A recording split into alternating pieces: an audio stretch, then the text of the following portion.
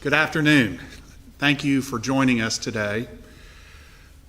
We've been working hard. Let me first start. When I say we, I'm talking about the entire task force, not just city government. So we have been working very hard to grow the number of testing sites throughout our city and county. And I'm happy to report that it's going to drastically increase soon. Thanks to all our partners for creating more testing sites: Church Health Center, Memphis Health Center, Tri-State Community Health Center, and Case Management. Thanks also to Christ Community Health Services for all their locations, particularly 3rd Street, and to University of Tennessee Health Science Center at Tiger Lane for expanding their capability. With these new sites, we hope to add 1,000 tests per day in addition to what we're already performing. Now let me talk about enforcement of the stay-at-home order.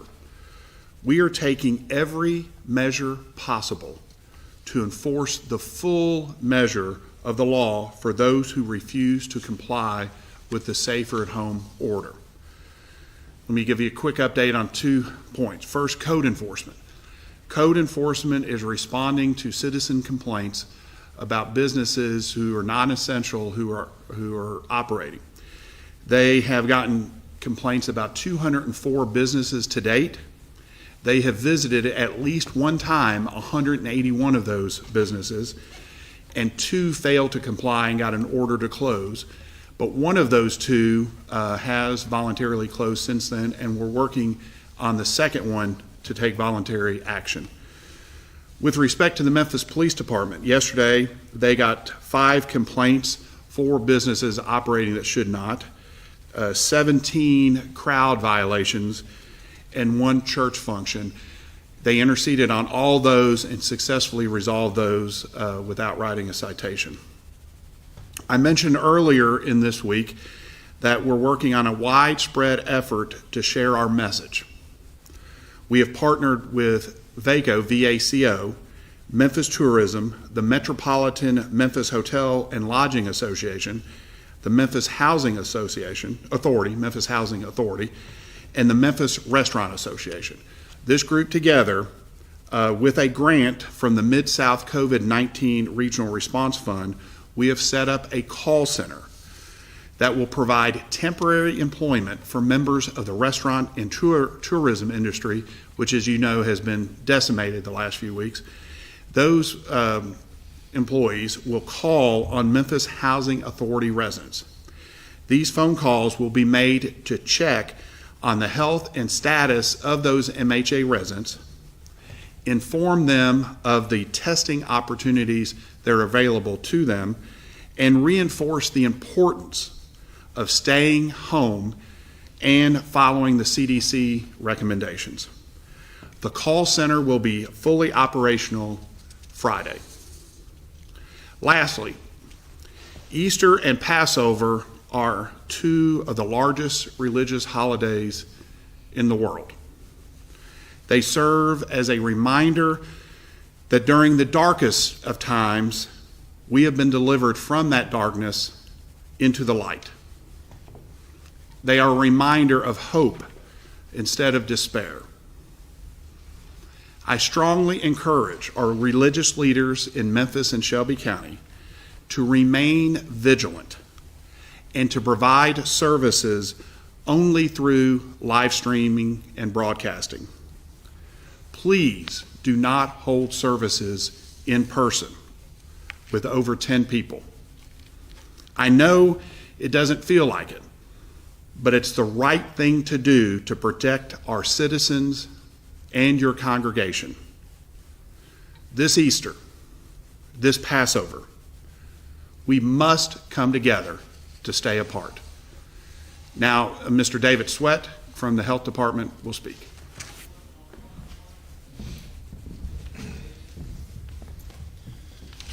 Good afternoon. I want to give our update on the case counts and also some new information based on analysis yesterday of our mortality data here in Shelby County so far.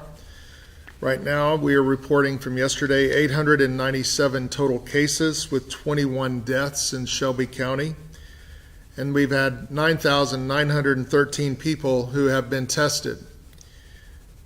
The state of Tennessee has had 4,138 cases reported as of yesterday at 2 p.m. And in our other jurisdictions, Tipton County had 38 cases reported, DeSoto County, Mississippi, 140, and 61 for Crittenden County in Arkansas. In terms of our mortality data, the first analysis that we've been able to do, which was completed yesterday, and as has been reported across the country, we are seeing that COVID-19 is having a disparate impact on our minority communities. And that is also true here in Shelby County. Among the diagnosed cases, for those whom we have racial data information, 68% of all the diagnosed cases have been African American residents. And among our mortality data, of the 21 deaths, we see 62% of deaths have occurred among males, that the age range is anywhere from 37 to 91 years old with an average age of 65 years old, that 28% of the fatalities have occurred among white or Caucasian residents, and 71% of the mortality has been experienced by our African American residents. There are significant comorbidities that underlie the fatalities, including cardiac conditions. 83% of the individuals who died had some sort of heart problem or high blood pressure. We also see that 39% had diabetes, 22% were clinically obese, and 22% had a lung problem, either asthma, COPD, or another lung disorder. In terms of the exposure information, for those whom we have that information, 45% of them acquired their infections from close contact with an individual who was a case. That could be either a household contact, a social contact, or a coworker. We see that 27% of them had travel-associated exposures, and 27% were healthcare associated. In other words, acquired their infection in a facility such as a hospital or an assisted living facility or nursing home. So that is what we see in the first analysis of our mortality data. We will obviously continue to update that over time. And with that, I will end for now.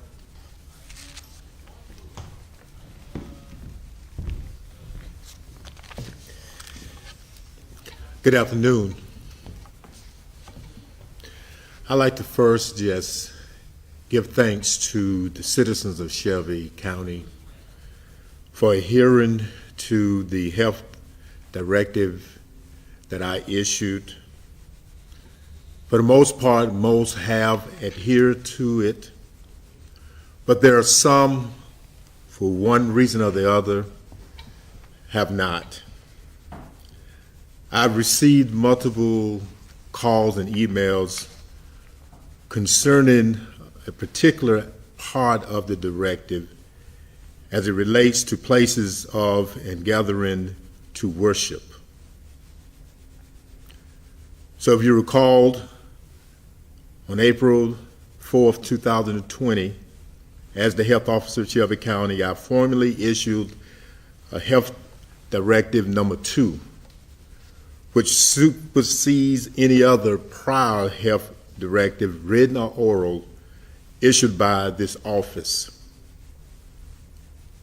This addendum of health directive number 2 that I've issued and signed today serves to provide further clarification with regards to the application to operation of places and gatherings of worship, restaurants, and hotels.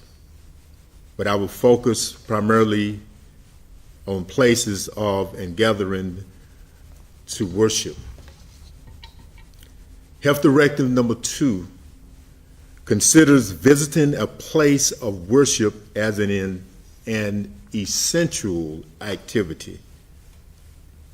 And it states, visiting a place of worship provided that the health guidelines issued by the CDC, the Tennessee Department of Health, and the Shelby County Health Department are followed, and further, any public celebration or gathering more than 10 people, whether religious or secular, shall be postponed. Health Directive number 2 does not close all places of worship. Let me repeat that.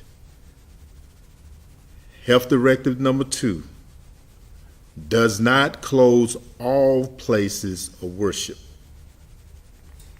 A place of worship, for example, a church, mosque, or synagogue, can allow people to gather if they do the following. Gathering has no more than 10 people. People must be 6 feet apart. We recommend that people wear a mask or covering, but is not required.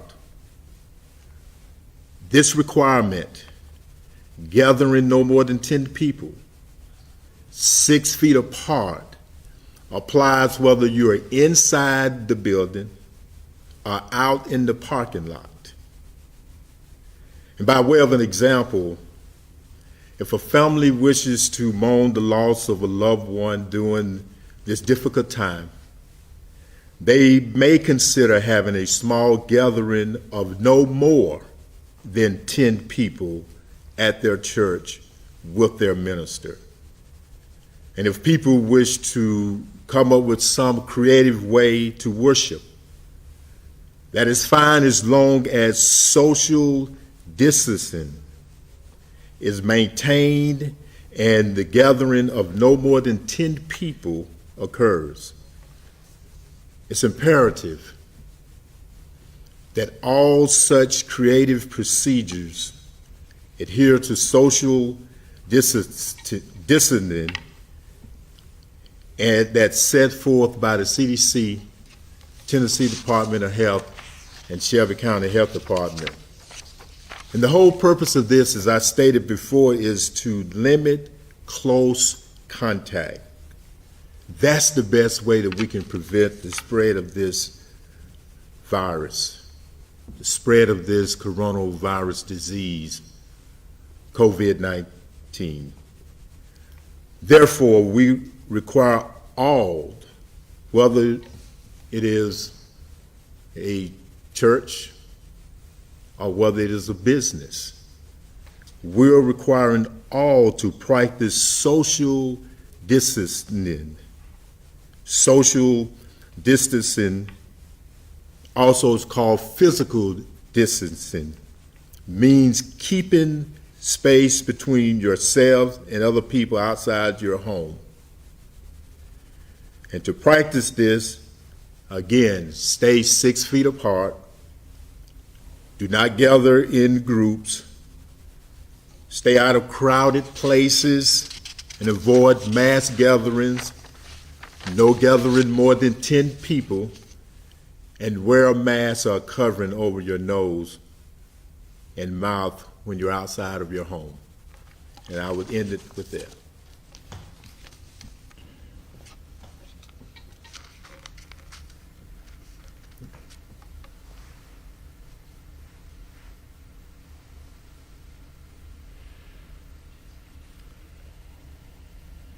Bill Dries with the Daily Memphian for questions. Yes, this was touched on yesterday, but I didn't get a chance to follow up on it. How many Memphis police officers are currently not on duty because they have tested positive for COVID-19, and do you have that data?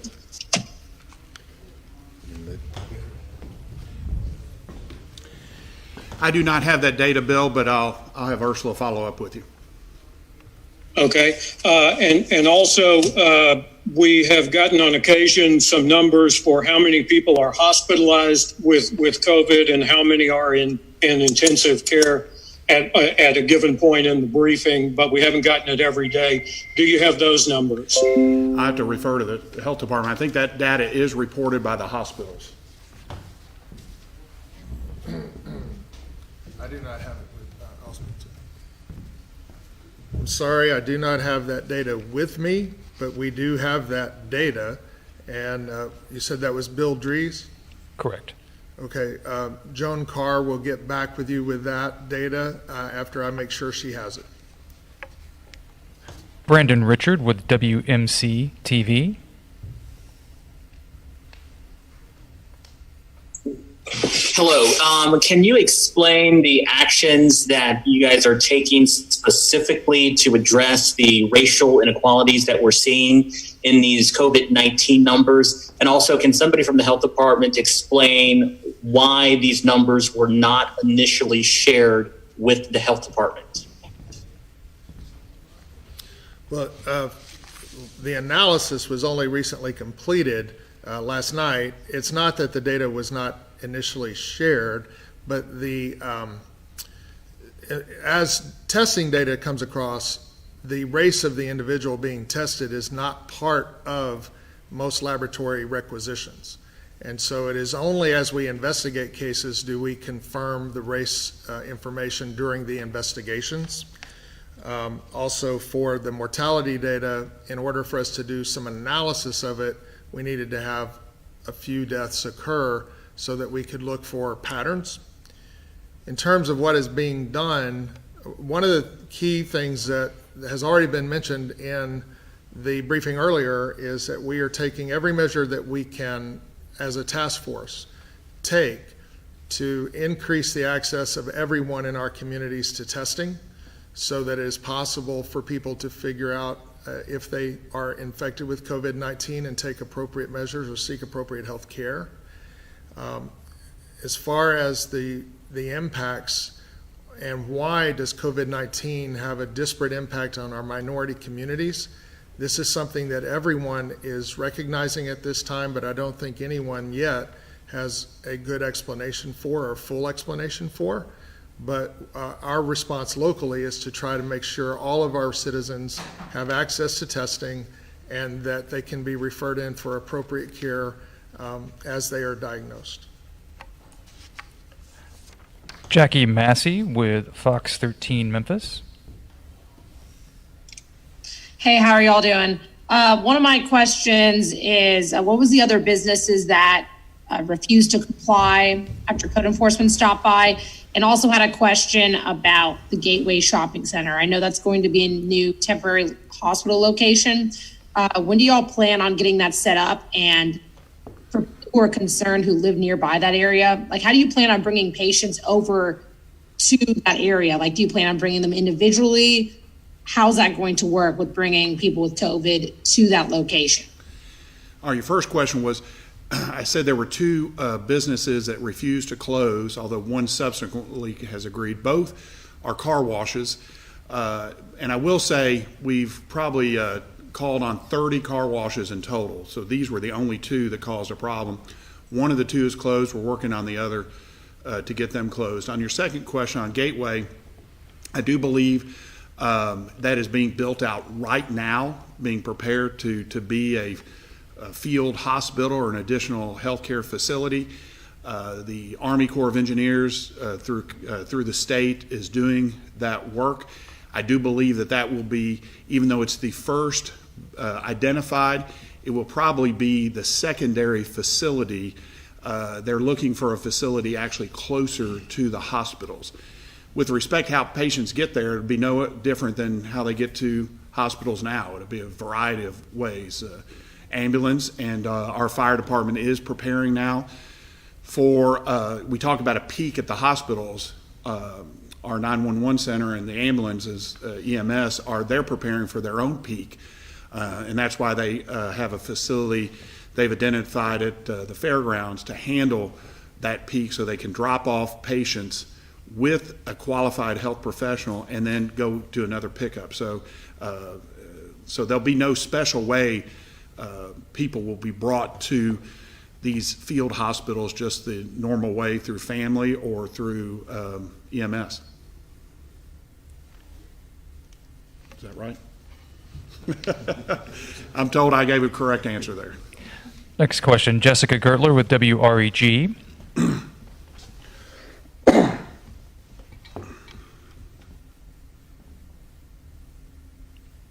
We'll move on. Next question, Sam Hardiman with the Commercial Appeal. My question is for Dr. Sweat. How many of the 897 cases are in that racial data sample? Is it all 897? And I'd like to follow up. No, it's not. It's not. We have only data, racial data on investigations is only for 230 complete at this time with data entry into the computer so that we can document that.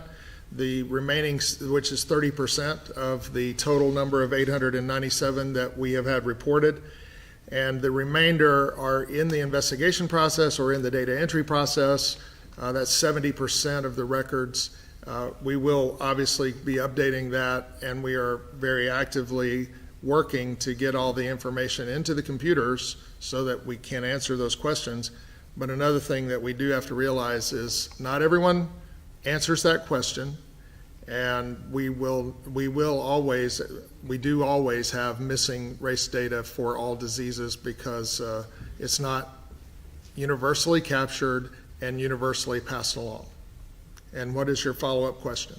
My follow-up question is beyond expanding access to testing, which the county and city task force have discussed before. Are there any specific clinical interventions that can be made for people with pre-existing conditions? Are hospitals treating them differently? Are they using oxygen therapy sooner, admitting them sooner? What's going on there? What is proactive happening? Right. I don't believe that anyone on the stage today is really able to answer what is going on in the hospital. That's a hospital sector question. But what I can tell you is that our purpose in sharing this data today is to help folks understand if you have these kinds of underlying conditions, the measures that we are recommending to help you stay safe, those measures we would ask you to pay very, very close attention to those measures and adhere to them as closely as you can. If you have diabetes, if you are overweight or obese, if you have respiratory underlying conditions like COPD, emphysema, or asthma at any age, if you have cardiac conditions or high blood pressure at any age, we would say it's very important for you to wear a mask when you're in public, to limit your travel to only those trips that are absolutely essential, and to remain socially distant from folks who could be shedding COVID-19 because it poses a special risk for you. And those are the recommendations we're trying to help make sure everyone understand. And as for the racial disparity information, the fact that we do see this virus having a disparate impact on our African American community in the Mid-South, the main thing that we want you to understand is this virus does not care how old we are. It doesn't care what our racial makeup or ethnicity may be. We are all very much at risk, but it is having a very profound impact on our minority communities. And we want you to understand that so you can take measures to protect each other and to protect yourselves. Katie Reardon with WKNO.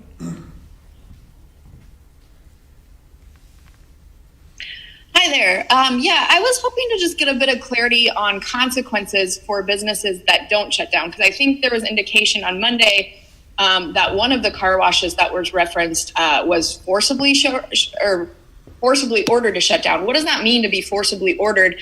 And then I understand that the goal here is to engage with people and have conversations. But if those aren't working, what are the consequences for people not following rules? Are they, do they face a misdemeanor? And if they do face a misdemeanor, are they going to be allowed to open back up once restrictions are lifted? Can you go into more detail about that?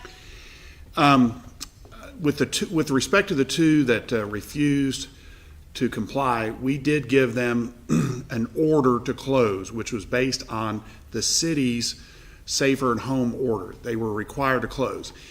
If someone continues to refuse to do that, even through further talk, there are several potential means by which we could forcibly close somebody. And that is also using the health department's order and the governor's order. It is possible that somebody could be arrested. They could get a misdemeanor citation.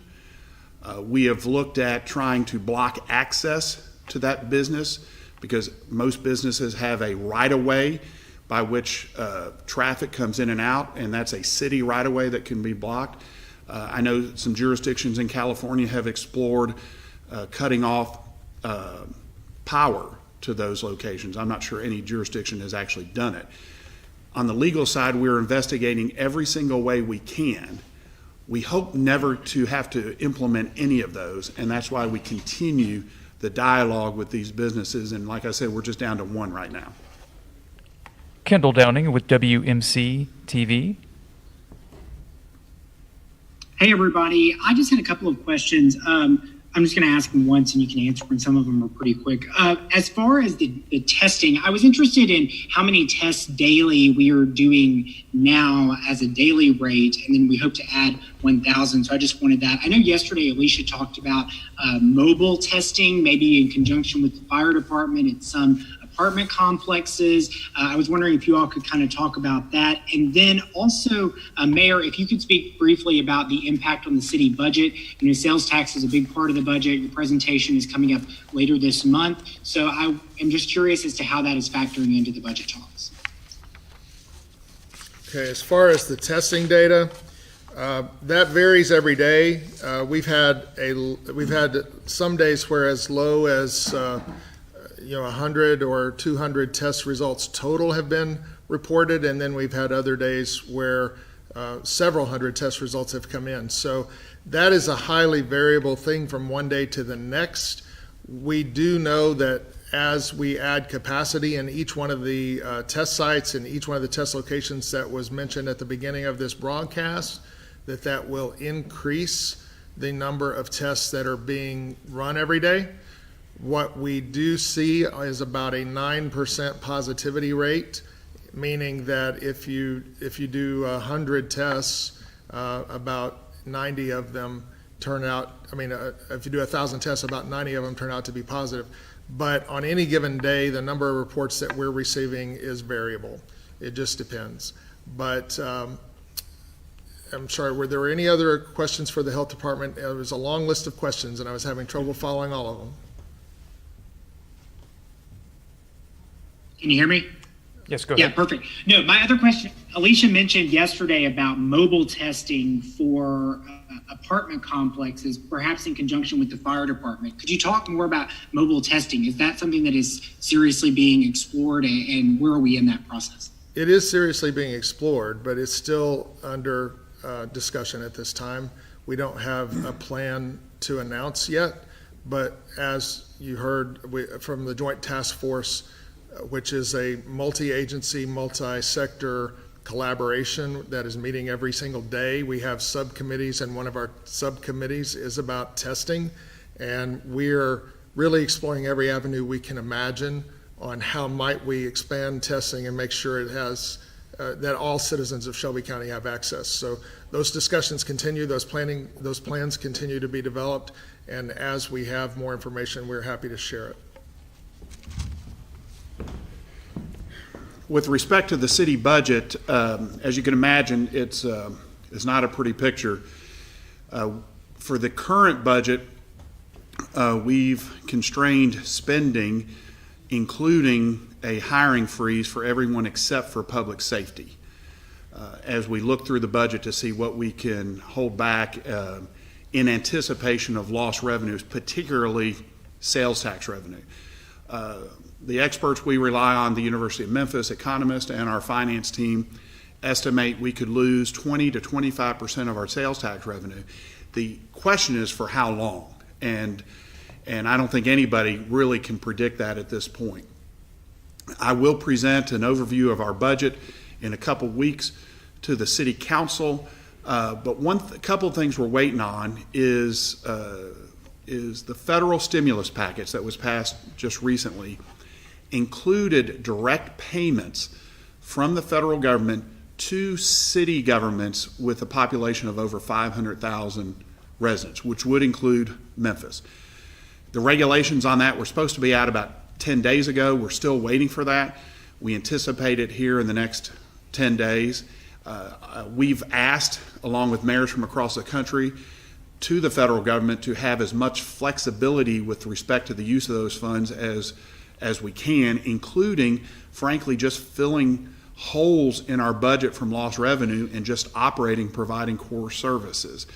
Hopefully, we'll be given a lot of latitude on that. And then the second question we have is, when will we get those funds?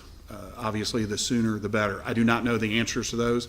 So it's hard to come up with an exact budget when we could possibly get tens of millions of dollars from the federal government to make up for lost sales tax revenue. So that's a sort of a day-by-day decision.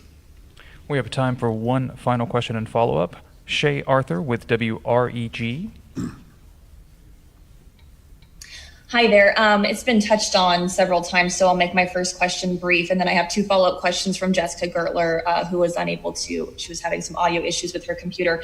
It's been touched on, but we see these first numbers, racial breakdowns, minority groups. What's being done to go out and outreach to certain communities and inform them more about COVID-19 and resources available? I think we can all probably answer that, but I'll start off. We have, as part of our task force, we have, as I outlined on Monday, probably 10 to 14 sub-task force. Healthcare is obviously the most important one, which Dr. Haushalter co-chairs, and the health department really is integral on. But we also have a communications task force, which Ursula Madden heads up that. So we on the city side have run radio ads. I know the health department's gone to the county commission, I think got some funding for some outreach with respect to that. The federal government is running TV ads. We've all kind of pitched in. I saw the University of Memphis had Coach Hardaway and Coach Silverfield do PSAs out on social media. In addition to that, what I mentioned in my opening remarks, we're proactively reaching out to the 27,000 MHA residents who may not have access to enough information so that they know about what's going on with the coronavirus, know that they do have testing options, and what they can do about that, and the importance of social distancing. We're just trying to get the word out as much as we possibly can. I talked about Monday, Project Pat did a PSA for us on a radio, and we've got that going too. We're just trying to get the word out, and that's frankly the biggest reason we have this daily press conference with you, is to try to get facts out. People are hungry for facts, and the more that we can tell them that all of us together have power, and that power is to stay apart, and the more we can get that out, the better.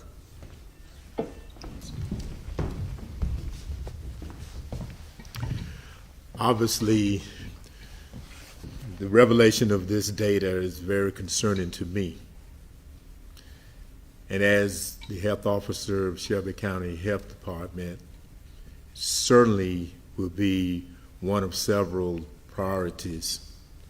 One step that I've already initiated is I've had a in-depth interview with Tri-State newspaper, which is a leader in the African American community, and I've also appeared on a couple of radio talk shows, and I'm open to going to any church, any community, to spread the information about this particular virus.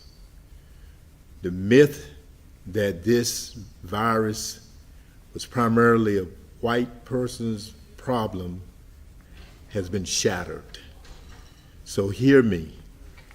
This virus knows no color, knows no class, or no gender. But African Americans appears to suffer the consequences of getting infected at a great extent, while others may have a cold. We often experience pneumonia. And so I plead with you, take this virus and the measures that we have instituted seriously. And I'm calling upon the churches to set the example. Don't have more than 10 people. Make sure there are 6 feet apart, because it's crucial, as you can see in this recent revelation of data. Thank you, everyone. Please stay safe, and we will see you tomorrow.